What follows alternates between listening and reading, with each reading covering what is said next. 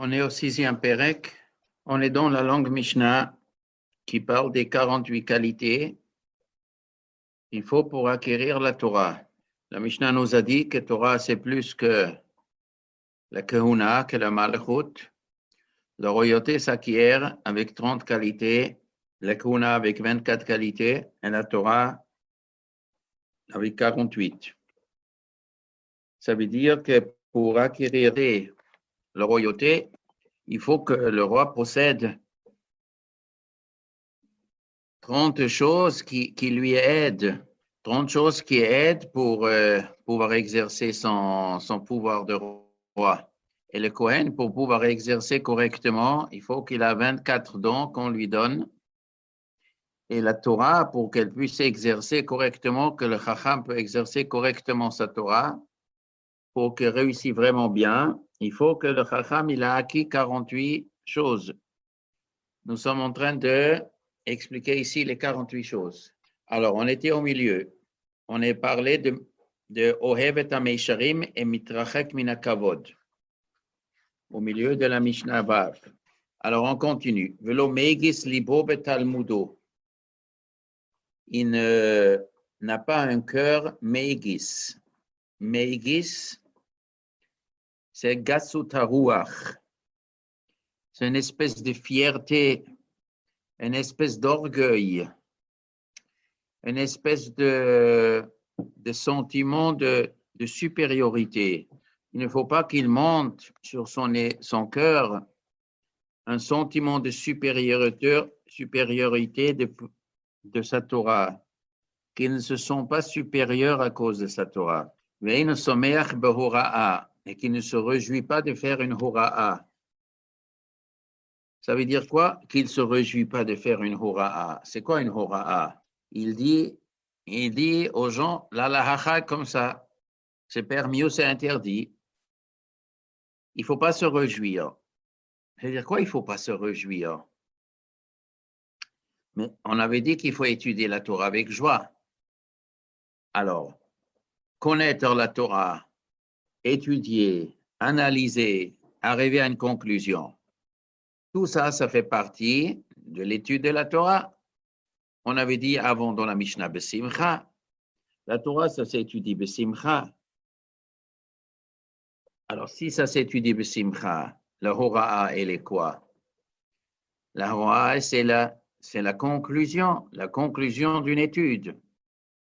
Alors quoi, toute l'étude, il doit être joyeux. Et quand il arrive à la conclusion, il ne doit pas être joyeux. Comment? Et pourquoi il ne sera pas joyeux? La Torah, c'est quelque chose de joyeux. Alors pourquoi il ne sera pas joyeux quand il arrive à la conclusion? Le contraire. La conclusion, c'est le couronnement d'une étude. Mais Hora'a, Kanire, c'est dire autre chose. Hora'a, ça veut dire qu'il peut imposer son point de vue. Il est une Hora'a. Il impose. Ou peut-être pas l'imposer, même si ce n'est pas imposé. Le fait que maintenant les gens, ils voient ta conclusion et c'est la partie pirsum, c'est la partie de publication. Sur cette partie, il ne faut pas se réjouir. Pas sur la Torah elle-même. Qu'est-ce que ça change? Si le parti elle-même, on a le droit de se réjouir. Mais la publication fait partie de l'enseignement de la Torah. Oui, c'est l'enseignement de la Torah, oui. Mais la Hora'a, il y a un truc ici que tu dis maintenant aux gens, ça c'est la vérité. Si on se réjouit, où est le problème? Le problème, il est que peut-être on se trompait. Quand on dit que c'est permis ou quand on dit c'est interdit, eh bien, la Chacham, en vérité, il ne doit pas être à 100% sûr.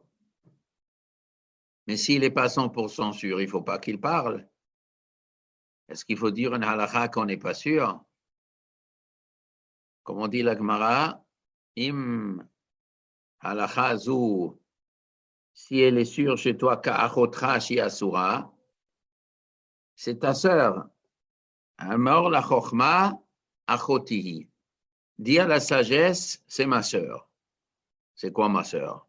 Tout le monde sait que la sœur est interdite à l'homme. Ça, tous les enfants le savent. Une sœur, touche pas. Alors, achotihi, si la Torah elle est claire chez toi comme ta sœur, tu l'as dit, sinon tu la dis pas. Donc, il faut une certaine conviction. Enfin, il faut être convaincu. Il faut dire oui, c'est permis. Mais quand même, il faut avoir peur qu'on se trompe. Parce que peut-être on se trompe quand même. Alors, tu ne parles pas. Non, il faut lui parler. Parce que je suis sûr. Et peut-être je me trompe. Oui, peut-être je me trompe. Mais je suis obligé de le dire, étant donné que je suis arrivé à la conclusion. Alors, s'il y en a d'autres qui sont plus racham que toi, mieux vaut que tu te tais. Mais, ou peut-être, tu dis ton avis, même s'il y a des plus racham, dis ton avis. D'accord, il y en a d'autres avis. Mais peut-être on se trompe, on peut toujours se tromper. Et cette crainte, il doit diminuer la simcha. C'est ça le sens de la Mishnah. Et nous sommes meilleurs. Tu ne dois pas être en hyper simcha, voilà, vraiment, c'est parce qu'il y a une crainte, tu te trompes et après c'est grave. La Mishnah dit plutôt Shigga Talmud, on les adonne. Se tromper dans l'étude et qui amène à une hora, se tromper dans la hora, on les adonne. C'est grave, les conséquences sont graves de dire sur Moutar Assour ou sur Assour Moutar, les deux c'est grave. Faut que c'est juste ce que tu dis. Alors donc, il faut le dire, mais il faut avoir peur, comme on dit la Gemara, chez Kheref, un épée, l'épée de Gehenna doit être devant lui, comme ça l'expression de la Gemara. Avant que d'une halakha, il faut que l'homme y va le Gehenna devant lui, si on se trompe. Donc ça doit diminuer cette simcha. Donc ça, c'est Eino Somer Behora. Nose Beolim Chavero. Une minute. L'omegis libo betalmudo, Venes Mer Behora, ça marche ensemble. Ce qui est megis libo Behora, ce qui est fier, ceux qui s'enorgueillissent, le Talmudo, il est trop sûr de lui, il est fier. Lui, il risque d'être sommaire Behoraa et il n'a pas assez de recul et pas assez peur. Alors, c'est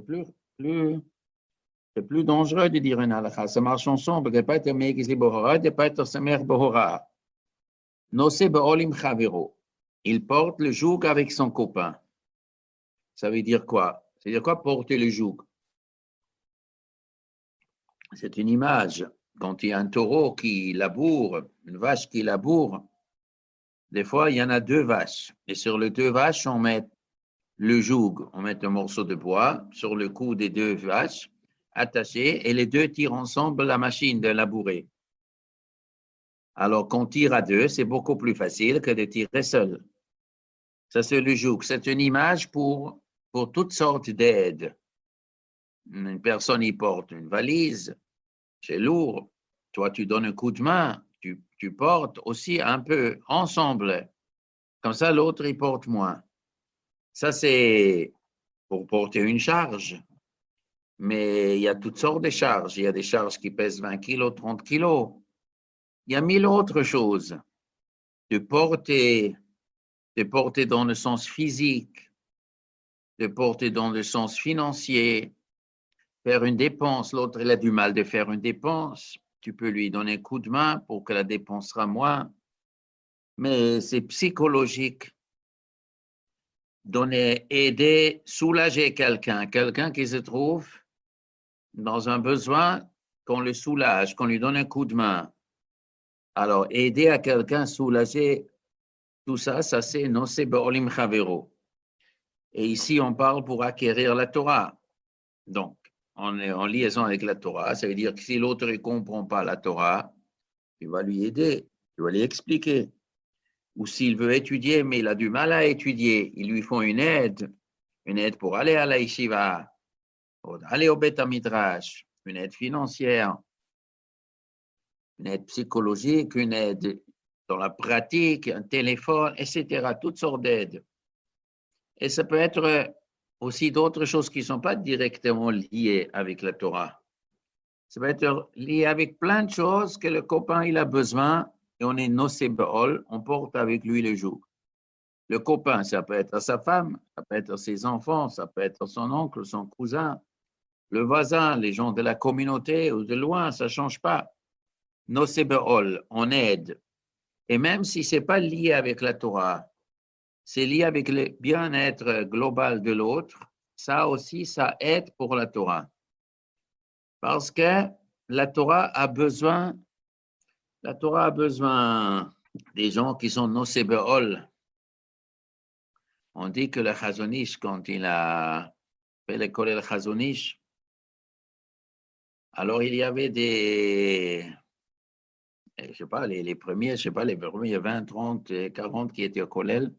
Le Chazon Ish les a choisis. C'était des très forts, devenus des grands Chachamim. Et après, il y en a un qui est venu, il était moins. Alors, le Roche du collège, non, mais il a dit, non, c'est difficile, on ne peut pas, ça coûte d'argent et on choisit. Alors, lui, il est parti il a dit, si tu veux, tu peux aller chez le Chazon Ish. Si lui, il est d'accord, il est d'accord. Il est parti chez le Chazon Ish et le Chazon Ish, il a appelé ceux qui a géré, il a dit, il le prend aussi. Alors, il a dit, Rav, mais vous nous avez dit qu'il faut choisir vraiment. Alors, il a dit, c'est vrai, mais il est bien dans un kollel qui se trouve aussi, qui est très fort dans nos Be'olim Chavero. Quelqu'un qui sera une image de ce qui est chesed et d'aider aux autres, un Talmid Chacham qui n'a pas la madriga des autres, mais dans ça, il est fort. Ça aussi, ça fait partie, le kollel a besoin d'avoir. Nos Be'olim Chavero, c'est quelque chose qui aide après pour l'étude. Nos Be'olim Chavero. Un égoïste qui vit pour lui, c'est pas. Après, ça va manquer dans sa réussite dans la Torah aussi. Machrio, le kav zechut. Il le penche vers le bien. Alors, on a déjà parlé qu'il y a une mitzvah de Betzedek Tishpotamitecha, de Melamed zechut. Machrio, le mot machria, c'est quand on a une balance. Il y en a deux assiettes sur la balance, et la plus lourde, c'est elle qui descend et l'autre, elle monte. C'est quand on se trouve devant quelqu'un où il y a un doute vers ce côté et vers l'autre côté. Le doute, il peut être qu'est-ce qu'il est l'autre, qu'est-ce qu'il a fait, il a fait une bonne chose ou une pas bonne chose, et on peut avoir un doute de ce qu'il a déjà fait. Il se comportait d'une certaine façon. Je peux dire c'est bien, il voulait faire le bien, il a fait du bien, il avait des bonnes raisons, ou je peux dire non, il n'y avait pas des bonnes raisons, et c'est tordu ce qu'il a fait. Et je peux dire, je peux avoir une image bien ou je peux avoir une image mauvaise de lui. Et on demande Machrio le Kav Zechut. Il y a une mitzvah de Machria, l'autre le Kav Zechut. C'est fondamental. C'est dans le cas où il y a une logique dedans. Mais si la logique montre que vraiment non, il est lui tordu, c'est un problème. Sauf si c'est un tzaddik qui est connu, qui est toujours bien, malgré que maintenant il est bizarre. Là, il faut mettre la Metzrout. Même quand c'est un peu difficile, quand même, probablement, il n'aurait pas fait des choses comme ça, lui, sauf s'il a une vraie raison, etc., etc. Ça, c'est pour ce qu'il a fait pour le passé. Maintenant, beaucoup de fois, ce n'est pas pour le passé, c'est pour le présent, pour le futur. C'est que l'autre, il se trouve maintenant dans un isayon. Et il peut faire une bonne chose ou il peut glisser. Et toi, tu dois lui donner un coup de main pour le diriger vers le bien. Machrio le kavzechut. Mets ta main sur le côté du zechut et pousse pour que ça soit plus fort. Pousse-le vers le bien. Il a deux chemins, l'autre se trouve devant deux chemins. S'il choisit bien, c'est bien. S'il choisit mal, c'est mal pour lui. Donne-lui un coup de main pour qu'il choisisse bien. Machrio, le kav zechut. soit machria le kaf. Kaf vers la main, vers l'assiette, du zchut, le mérite. Pousse-le vers le mérite. Mahamido al-haemet. Il le fait tenir sur la vérité. Ça veut dire quoi, faire tenir sur la vérité? Diriger l'autre vers la vérité. Alors, ça peut être sur un geste individuel ou ça peut être l'installation de la personne dans la vérité. Ça veut dire, il peut venir avec un chumash, avec une gemara, avec une halakha, il dit, voilà, quelle est la vérité? C'est quoi le vrai pshat dans cette gemara? Alors, Mahamido al-Emet explique, lui, et l'Emet, il ne faut pas qu'il se trompe. Explique-lui juste qu'il comprend bien, voilà le vrai pshat. Ça, c'est pour quelque chose d'individuel. Il veut savoir une halakha, il veut savoir comment faire ici, tu lui mets la vérité. Mais le mot Mahamido veut dire plus que ça. Mahamido, ça veut dire mettre le debout, c'est-à-dire sur les deux pieds. Mettre le début sur les deux pieds de la vérité. Ça veut dire éduquer, lui remettre, le mettre dans sa vie, dans le chemin de la vérité. Mahamido al-Haemet. Éduquer quelqu'un d'autre dans la vérité. De lui donner, de l'inspirer, de l'éduquer, de le diriger, de lui montrer comment on vit dans la vérité et pas dans le faux. Il y a toutes sortes de faux. Faux dans la halakha, faux dans la logique, faux de comprendre la société, des midot qui sont faussés. Remettre droit pour que l'autre y vit dans la vérité. Mahamido al-Haemet. Mahamido al-Hashalom. Et on met l'autre et Mahamido al-Hashalom. Et le mettre aussi dans la vérité. Non, al-Hashalom, la paix, pour qu'il sera en paix. Alors ici, ça veut dire le diriger vers la paix, soit qu'il y a une paix momentanément, il a un problème maintenant avec quelqu'un, et essaie de faire qu'il sera en paix avec celui-là avec qui il se dispute. Ou Mahamido al-Shalom, c'est de mettre quelqu'un, d'éduquer quelqu'un dans sa vie, qu'il cherche la paix, pour qu'il ne sache pas qu'aujourd'hui, pour que toute sa vie, ce sera un homme qui ne se bagarre pas avec des gens, un homme qui a appris à faire la paix avec les gens. Il y a ici une Tosefta dans Sanhedrin qui est fondamentale. La Mishnah nous dit Mahamido al-Haemet et Mahamido al-Shalom. C'est une à côté de l'autre, le Emet et le Shalom. La Tosefta dit qu'en vérité, c'est pas si pachout.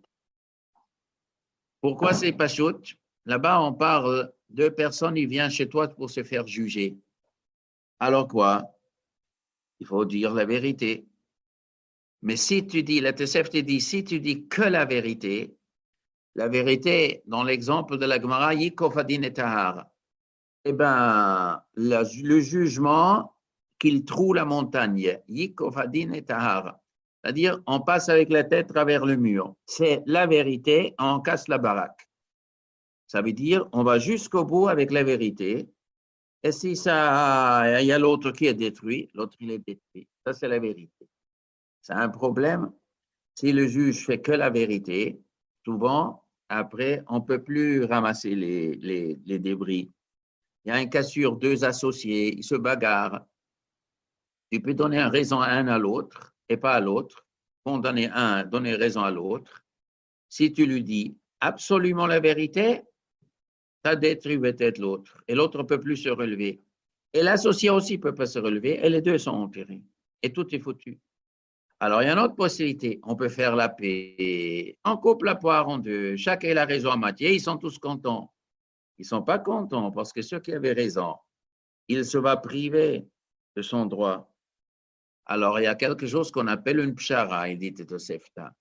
Il faut tenir compte des deux bouts. C'est qu'il ne faut pas toujours faire la vraie vérité jusqu'au bout. Il faut aussi voir qu'il y a la paix après. Il peut pas travailler encore avec l'autre et qu'il ne sera pas détruit entièrement. Mais il faut qu'il y ait une vérité aussi dans ce qu'on dit. On ne peut pas faire couper la poire en deux. Chaque fois, on vient chez l'autre, on coupe la poire en deux. Alors, les gens, ils se font facile. Je réclame chez l'autre 10 000 euros. Je sais que l'arabe, il va couper 5 000, 5 000. Ah ben, je vais réclamer 20 000, il va couper à 10 000. Et l'autre aussi, il le sait. Donc, à la place de réclamer 20 000, il réclame 50 000. Comme ça, il aura 25 000. Ah, moi, je demande 100. Non, ça ne marche pas comme ça. On coupe pas, c'est l'arabe, il entend, il va couper en deux. Ah, c'est shalom. Ce n'est pas ça une pshara. Et la pshara doit être intelligente selon ce qui est le plus juste, ce qu'on peut faire. Imaginons l'arabe, il va dire, vous êtes obligé de payer tout. Alors, il dit, si c'est payer tout, je fais faillite, alors je ne paye rien, vous savez. Si je suis obligé de payer toute la somme, je ne paye rien. Ou il s'énerve et il ne paye rien. Et même s'il a l'argent, il ne paye rien. Et l'arabe n'a pas de police pour l'obliger. Alors, l'arabe dit à l'autre, écoutez, si vous voulez tous les 100 000 euros de votre prochain, il m'a déjà dit qu'il ne payera rien. Il est tellement fâché, il ne va pas tenir compte. Et vous aurez combien? Zéro. Alors, il dit, qu'est-ce que je fais? Ah, j'ai dit, si je demande payer de 50, il vous payera 50. Ah, si c'est vrai, des fois c'est que tu bluffes. Il faut connaître. Il faut savoir, au moins c'est mieux d'avoir 50 que d'avoir rien. Alors il y a des gens qui ne sont pas capables de couper, ils ne sont pas capables de baisser. Si c'est 98% qui ont tout et il y a 2% qui n'ont pas tout, ils réclament tout. Je veux tout et je lâcherai rien. Alors c'est très difficile. Ce sont des gens qui étaient Mahamid al-Haemet. Ils ont appris les Hémet, en tout cas ceux qui les concernent, peut-être même pour des autres. Ils réclament pour les autres aussi. La vérité, écrit la vérité. Et la vérité est souvent, l'autre côté, elle n'est pas la vérité. Il y a quelque chose qui s'appelle le shalom. Et l'Anne nous dit, il faut ma'amid l'autre à la Hémet, il faut le ma'amido à la shalom. Il faut éduquer les gens de savoir arrondir leurs angles. Si on n'apprend pas à arrondir les angles, on n'apprend pas à me vater, de lâcher. C'est vrai, il me semble, il me revenait plus d'argent, ou plus de kavod, ou plus, j'avais plus raison. C'est pas grave. C'est pas grave. On est généreux et on donne à l'autre. Il faut éduquer les gens de pouvoir faire la paix. Sinon, c'est pas bon. Mais il faut pas lâcher les émet. Et ça, c'est une grande chokhma, ma'amido la émet. Il faut ma'amido la shalom. Après, la Mishnah nous dit mityashev libo betalmudo. On est mityashev libo. On est miyashev son cœur betalmudo. Ça veut dire mityashev. Ça vient de la son yoshev. Yoshev, c'est assis. Ça veut dire quoi assis? Il y a asseoir, il y a être debout, il y a marcher, il y a courir. La différence, elle est que s'asseoir, c'est calme. On ne bouge pas. Mityashev libo. On entend quelque chose, on doit dire quelque chose, lentement, ne cours pas. Tu réfléchis, tu arrives à Maskana, pas besoin tout de suite de la publier. Tu peux encore mityashev. Je dois encore réfléchir. D'un autre point de vue, on va réfléchir ça autrement. Je regardais ce côté. Maintenant, regardons l'autre côté. Je regardais Alpigmara. Maintenant, on va voir qu'est-ce que les postes qui me disent. Après, on va voir le cas exactement comment il est. Et comment je pourrais le réaliser dans la méthode. Et comment je peux faire passer le message. Est-ce que les gens ils vont l'accepter? Dans tout, dans la pshat, dans la Gemara, et dans la pshat, dans la halakha, et dans le pshat, dans le comportement, et dans la réalité des choses, lentement, on va pas courir. Mityashev libo batalmudo. Shoel ou meishiv. On demande et on répond. Alors, il y a beaucoup d'explications. Il demande et il répond. C'est qui demande et qui est-ce qui répond? La même personne. On dit l'homme, Shoel ou Meshiv. Lui, il demande et lui, il répond. Mais à qui on lui demande? À l'autre. Ah, il faut l'autre, il répond. Pourquoi la Mishnah dit lui répond? Donc, on parle que l'autre, il a demandé. Ah, pourquoi je demande? Parce que ce n'est pas clair ce que l'autre, il a dit. Des fois, il y a des gens qui posent des questions. Ils ont une question, mais ils ne savent pas bien s'exprimer. Alors, ou ils n'ont pas le sujet clair, mais ils posent une question. Et tu peux tout de suite répondre. mais l'autre n'est pas capable de comprendre la réponse bien, parce que la question n'est pas claire, parce qu'il n'est pas clair dans sa question. Le sujet n'est pas clair et la réponse ne va pas être claire. Alors quoi? Shoel. Alors demande à l'autre, dis-moi exactement qu'est-ce que tu as demandé. Shoel, pour clarifier, pour que tu saches bien qu'est-ce qu'il demande, que l'autre il sache qu'est-ce qu'il demande, que toi tu comprends bien ce qu'il demande, ou Meshiv. Et après tu réponds.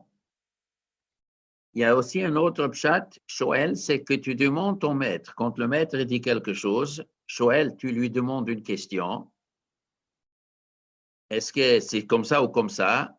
Ou Meishiv, ça veut dire tu refutes. Tu as aussi le droit de refuter ce que l'autre il dit.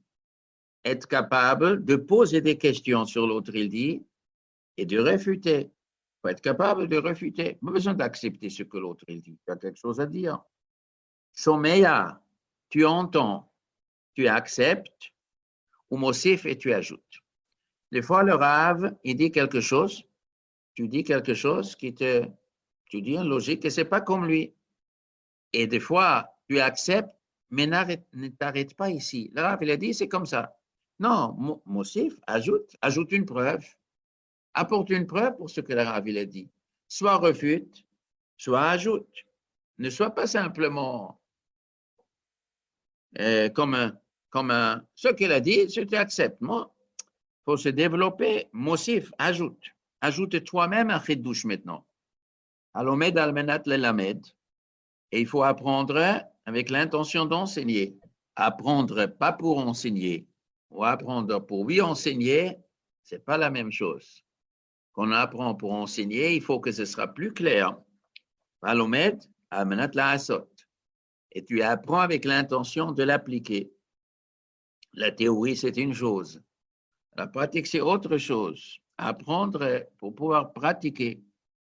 À marquer mes drapeaux, ce qui rend intelligent le maître.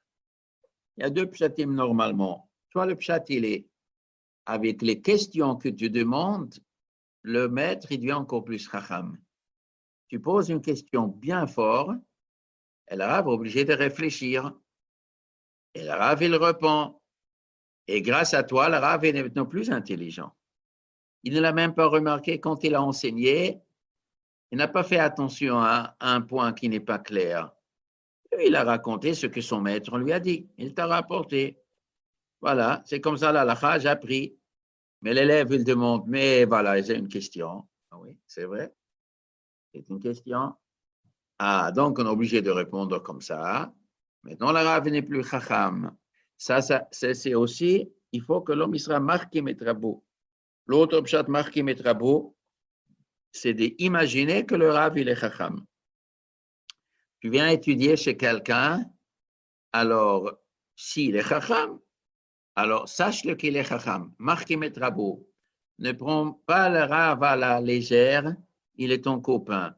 Ça veut dire que s'il te dit quelque chose que tu ne comprends pas tout de suite, ne dis pas, bon, il dit des bêtises. Attends, marquim.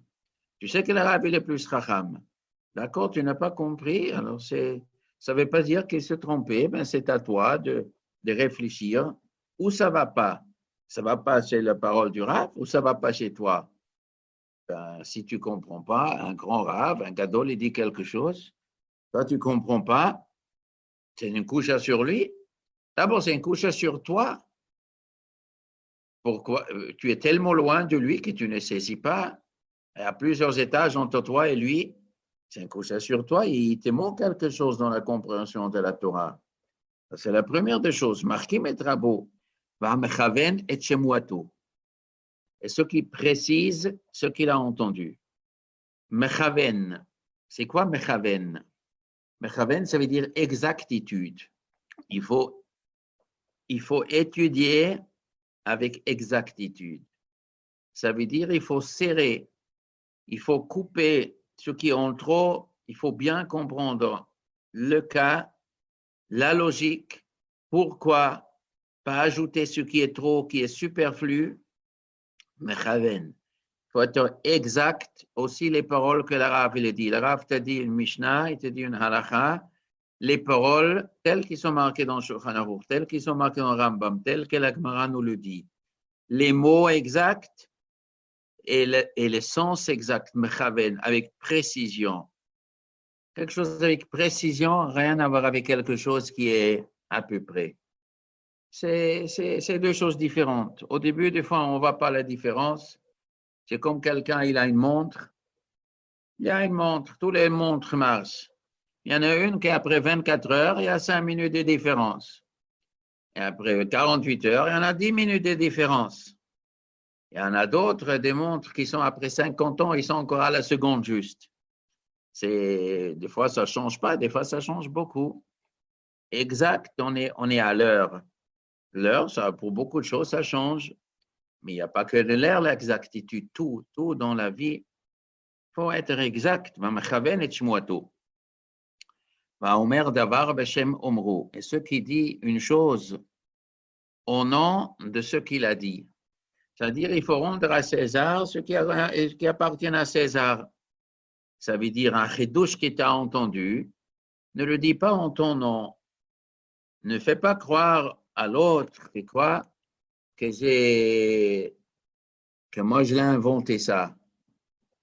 Tu l'as entendu. Si tu sais même de qui te l'a entendu, mieux vaut de dire de qui l'a entendu. Et ça, c'est quelque chose qui n'est pas seulement. Et la preuve que c'est même d'autres choses, pas seulement dans le Torah.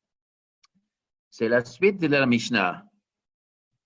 On m'entend, je ne sais pas si on m'entend bien, il y a quelque chose qui dérange. On va voir. Tu as bien appris, chez Kol Omer Davar B'Shem Omro, Mevigula L'Olam.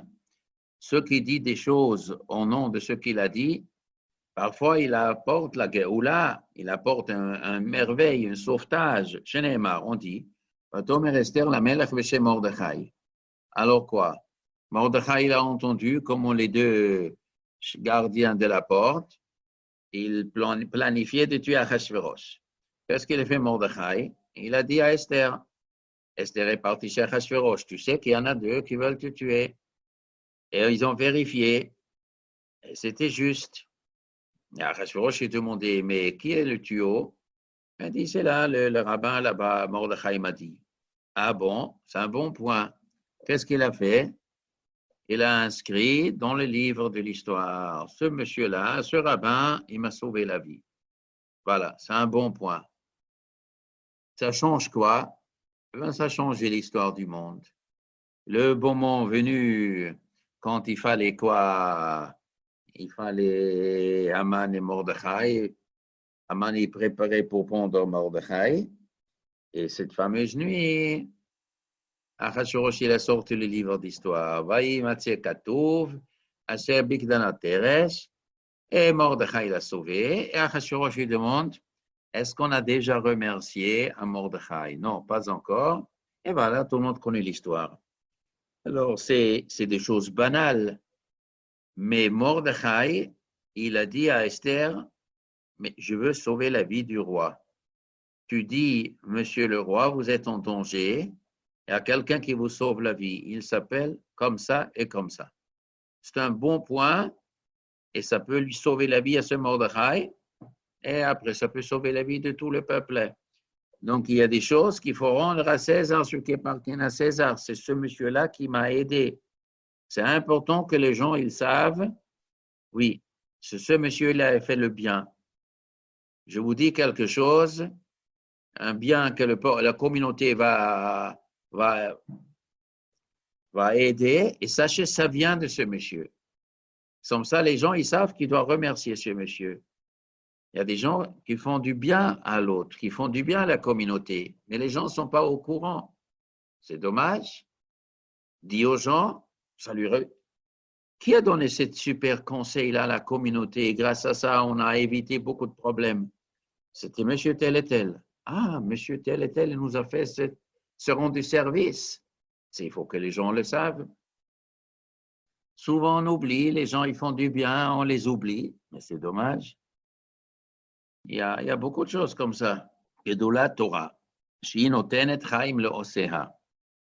les grandes de la Torah, elles donnent la vie, le Oseha, pour ce qu'il a fait. Ça veut dire quoi qu'il a fait? qu'il a étudie, qu'il la pratique. Elle est grande, elle donne la vie. Qu'est-ce qu'il y a de plus que la vie? Be'olam hazeh ou be'olam haba. Dans ce monde et dans l'autre monde. Shneimar, comme le texte dit, Ki chayim hem le motz ehem. C'est la vie, le motz ehem, pour ceux qui les trouvent. Ils trouvent qui? Les paroles de la Torah. Ceux qui trouvent les paroles de la Torah, les mitzvot, eh bien, chayim hem, c'est la vie. Ou le chol besaro marpé. Et toute sa chair va être guérie. Est-ce qu'il faut prendre ça à la lettre? La chair, le corps, c'est la guérison pour le corps. Il y a une vieille question, je pense le Marsha, il demande. Première vue, il y a un stira, la Gemara nous raconte. Celui qui a mal à la tête, eh bien, il y a Asok Batorah, Chash Berosho, il y a Asok Batorah. Mal à la tête, qu'il étudie la Torah, car il est marqué, il a mal à la main, qu'il étudie. Il a mal au pied, qu'il étudie, ça va guérir. Il a mal au ventre, qu'il étudie. Il a mal sur tout le corps, il étudie. Et la Gemara, c'est toujours ce verset. Rifouti, le prochain verset, Vomer, Rifouti, le sharecha. La Torah, c'est une guérison, le sharecha, pour ta chair. Le shikoui, la atzmotecha, un médicament pour tes os. Et de l'autre côté, on nous dit qu'il ne faut pas utiliser les paroles de la Torah pour la guérison. Les paroles de la Torah sont pour guérir le neshama, pour pas guérir le corps. La Gemara nous dit quelqu'un qui crache sur une blessure, quelqu'un qui se blessait, alors il crache dessus et il formule un verset. Il murmure le verset sur la blessure avec le crachat. Et bon, ça va guérir. On espère que ça va guérir. La Mishnah nous dit, il n'a pas de part du monde futur. C'est-à-dire genre des guérisseurs. C'est genre de chaman. Un chaman, comme ils le font. C'est, comme il dit le Rambam, pourquoi c'est si grave? Chez Divrei Torah l'onit-nous. La parole de la Torah n'était pas pour guérir le corps, mais pour guérir l'âme, pas le corps. Et la Gemara nous dit, celui qui prend un Sefer Torah et on met sur un malade pour le guérir, c'est interdit. C'est un peu moins interdit que cracher. Là-bas, on dit, il crache et après il dit le verset. Dans ce cas-là, un chassas c'est qu'il ou c'est complètement dénaturé la Torah. Mais s'il ne crache pas, mais il dit un verset, il murmure un verset sur une blessure, c'est interdit. Mettre un Sefer Torah, mettre un sidour sur une maladie, sur la blessure, en disant, voilà, ce sidour, le chumash va guérir, c'est assourd. Seulement, c'est permis pour protéger de ne pas tomber malade. Le Gemara nous dit dans Shavuot, on dit, Yoshe Beseter Elion, on dit un Mizmor Tehilim, pour ne pas se faire attaquer. Quelqu'un passe un endroit dangereux. Et il a peur que quelqu'un lui jette une pierre ou je ne sais pas quoi, quelqu'un va le frapper. Alors, qu'est-ce qu'on fait? On dit, les Beseter Tehilim, Yoshe Beseter Elion, protège-moi de ça. Eh bien, les paroles de la Torah protègent. La Gemara demande, mais tu as dit qu'on n'a pas le droit d'utiliser la Torah pour guérir. La Gemara répond, oui, les migneshani, quand on n'est pas encore malade. Et c'est pour protéger, la Torah est là pour protéger. Mais quand on est malade, il faut guérir, il ne faut pas utiliser les paroles de la Torah. Alors il y a une kushia, mais de l'autre côté, la Gemara nous dit, ce qui a mal à la tête, il y a Sokbat Torah. Ce qui a mal aux pieds, il y a Sokbat Torah. Il a mal au ventre, il y a Sokbat Torah. Il a mal sur tout le corps, il y a Sokbat Torah. Un stira, la Torah, ça guérit ou ça ne guérit pas? C'est une kushia. Je pense que le Marsha, il répond, ça dépend si on pense que c'est la Torah directement ou si on pense que B'schut la Torah Hashem il aide. Si on pense que la Torah directement aide, ça c'est interdit. La Torah n'est pas de gris-gris. Ce n'est pas un talisman. Ce n'est pas du fétichisme. La Torah, ce n'est pas du fétichisme. C'est une déformation de la religion.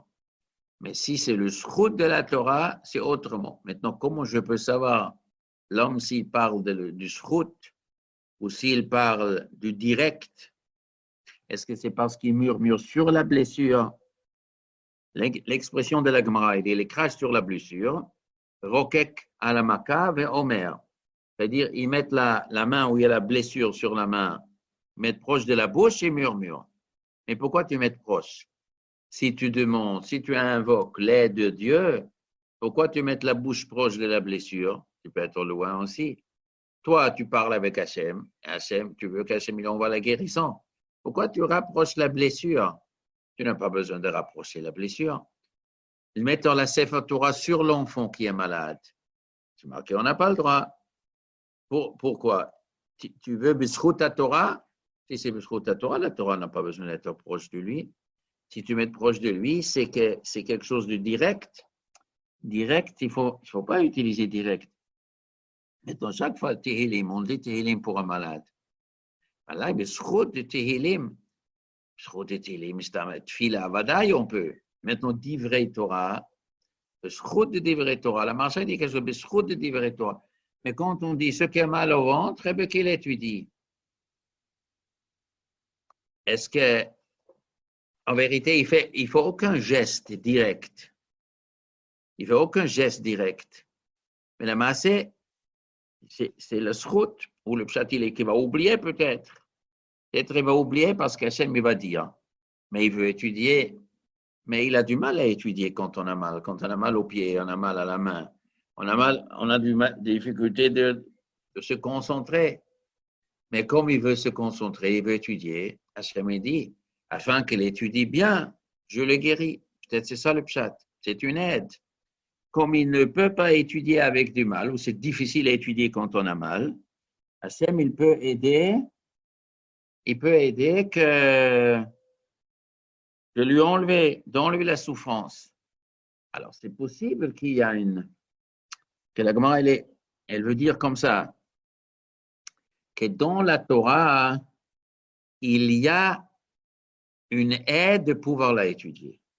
Ceux qui étudient la Torah, elle vient avec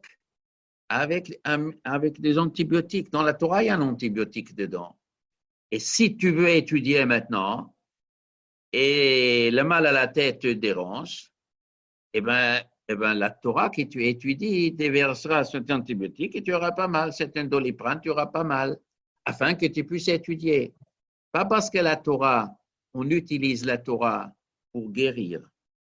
Non, on étudie la Torah pour étudier la Torah. Et la Torah elle-même, elle apporte une bracha qu'elle donne les moyens après pour pouvoir étudier. Vaomer, le verset il dit, Vaomer, Etz Chaim Hi, c'est un arbre de vie, la Machazikimba, pour que ceux qui l'attrapent, tomber à ceux qui la soutiennent, Mouchar, ils seront heureux. Un homme, il donne d'argent pour la Torah. Ça donne une bracha. Pourquoi? Parce qu'Akadosh Baruch Hu, il est intéressé que la Torah existe. Donc, si Akadosh Baruch Hu, il voit que toi, de ton argent, tu donnes à la Torah, alors Akadosh Baruch Hu, il dit, cet outil, c'est un bon shaliach pour soutenir la Torah. Alors, je lui donne encore de l'argent. Chassadim, pour Torah, pour mitzvot, ma'asim tovim. Un homme qui donne de son argent pour de ma'asim tovim, comme notre chassadim. Si tu as un bon gabait tzedaka, comme on dit, Hachem, il cherche des bons gabait tzedaka. Il cherche des gens honnêtes. Et quand Hachem leur donne la richesse, cette richesse, ils investissent dans ce que Hachem il veut. Et si l'homme il fait son travail comme il faut, Hachem lui donne bracha. Donc la Torah donne du chayim par nature des choses. On n'a pas besoin de s'approcher comme gris-gris. Pas besoin de mettre la Sefer Torah dessus comme si c'est du gris-gris. L'Omer, la Passouk, il dit, ici il est marqué, Etz Chaim hi la Machazikimba, c'est un arbre de vie, la Machazikimba. Il y a deux traductions. On traduit Machazikimba. Ceux qui marzik la Torah, C'est-à-dire, il donne de son argent à la Torah. Il y a un autre bureau, je pense, de Reb Chaim Volozhan, la traduction Machazikim, bah, ils attrapent la Torah. De quoi ils attrapent la Torah? Imaginons quelqu'un, il est tombé dans l'eau, a peur de se noyer. Alors, il trouve un morceau de bois. Il attrape le bois, ça y est, il ne coule pas. Il s'attrape au bois pour ne pas couler. C'est le bois qui fait qu'il ne coule pas. La Torah, Etzraïmi, c'est un bois qui donne la vie. La Machazikim, bah, pour ceux qui s'attrapent à la Torah. On s'attrape à la Torah pour ne pas se noyer. Se noyer, noyer dans quoi? Il y a beaucoup de choses qu'on peut se noyer dans ce monde. Dans ce monde, il y a beaucoup de pièges. Il y a beaucoup de tsarot, il y a des avérotes, il y a des idées fausses, il y a des comportements qui sont tordus. Il y a beaucoup de choses tordues dans ce monde et les gens, ils peuvent se noyer, on peut se perdre. Il faut attraper une bouée de secours. La Torah, c'est une grande bouée de secours, Vadaï. Alors, Etz Chaimi, c'est un bois qui donne la vie, la Machazikimba, pour ceux qui s'attrapent. Le Tumcheha et ceux qui la soutiennent, la Torah, Mouchar, ils seront heureux. Il y a les deux choses. La Torah te donne à toi la vie. Toi, tu aides à la Torah d'exister. Vomer, le passage qui dit que Liviat chen hem le rochecha. Liviat, un accompagnement, chen de charme, de grâce. Le rochecha pour ta tête, si tu as la Torah, ça te donne du charme. Va anakim, et ce sont des chaîne autour le gargorotecha, autour de ton cou, une chaîne, une pendentif, c'est une image. D'Omer la pasuk il dit Titen le roshcha liviatren, donne à ta tête liviatren un accompagnement de charme, ateret tiferet te magneka, ateret une couronne tiferet de gloire, te magneka qui va te protéger. Une couronne qui protège, c'est la paracha de cette semaine, la paracha des couronnes, pas des coronas, mais des couronnes. Dans parachat de Nassau, on parle du Nazir. Nézer Elokav al Rocho, la couronne de son Dieu, elle est sur sa tête. Le Nazir, il laisse pousser ses cheveux, il ne boit pas du vin. Alors il y a une couronne divine sur sa tête, et il s'appelle Nazir. Nazir, ça veut dire séparer, se séparer du vin, se séparer de ces bêtises de ce monde, séparer, se priver de plaisir. Alors ça donne une couronne. Pourquoi une couronne? Une couronne, c'est l'expression de la royauté. Le roi, c'est le contraire de l'esclave. Le roi est l'esclave.